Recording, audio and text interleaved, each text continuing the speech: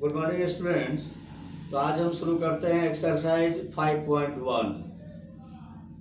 तो क्वेश्चन क्या है, which of the following statements are true and which are false.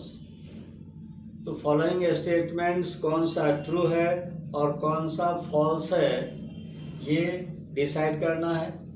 Give reasons for your answer, और इसके बाद उसके पीछे जो रीजन है वो भी बताना है। तो क्वेश्चन है, only one line can pass through a single point. एक सिंगल पॉइंट से केवल और केवल एक ही लाइन पास कर सकता है, ऐसा कहना है।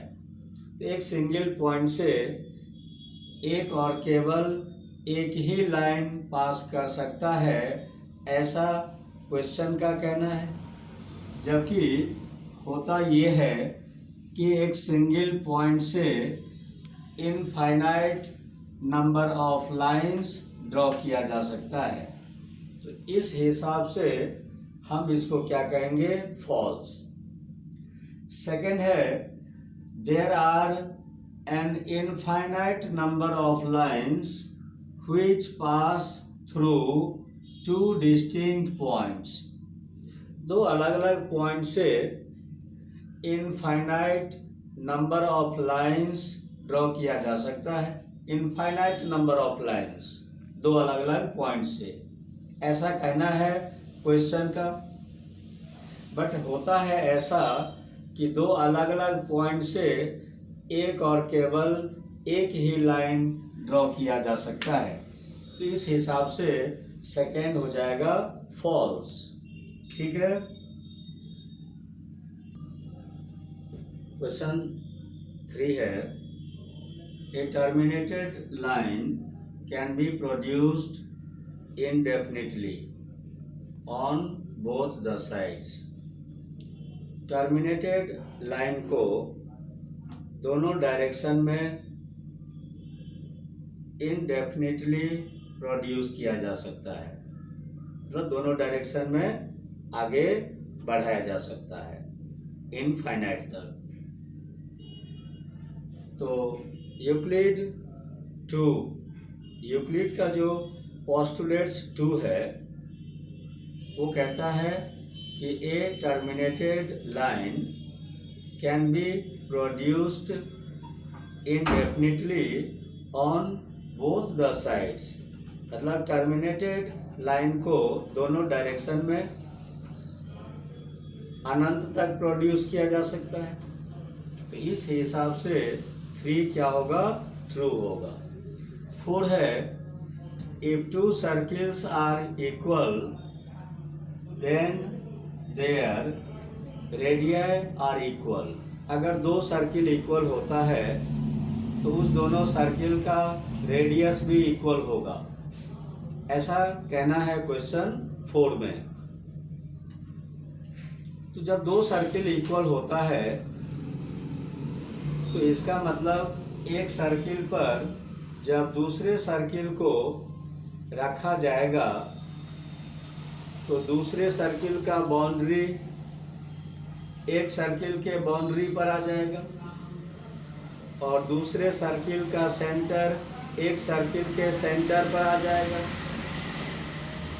इस हिसाब से दोनों सर्किल क्या हो जाएगा, कोइंसाइड करेगा।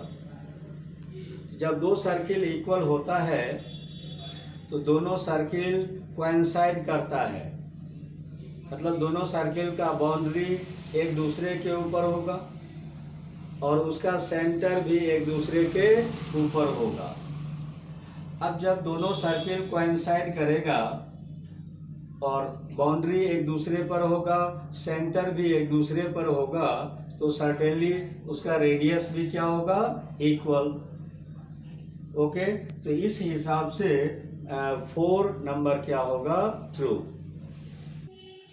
क्वेश्चन 5 है, if AB is equal to PQ and PQ is equal to XY। AB is equal to PQ and PQ is equal to XY, then AB is equal to XY. तो student exam 1 कहता है यहाँ पर AB किसके equal है? PQ के, और XY किसके इक्वल है? PQ के। तो AB जिसके इक्वल है XY भी उसी के इक्वल है। तो एग्जाम 1 कहता है कि things which are equal to same thing, things which are equal to same thing are equal to one another, है ना। तो ए बी जिसके इक्वल है एक्स वाई भी उसी के इक्वल है। तो ए बी और एक्स वाई सेम थिंग के इक्वल है, तो एग्जाम 1 के हिसाब से ए बी और एक्स वाई क्या हो जाएगा? इक्वल। तो इस हिसाब से हम 5 को क्या कहेंगे? ट्रू। Okay students,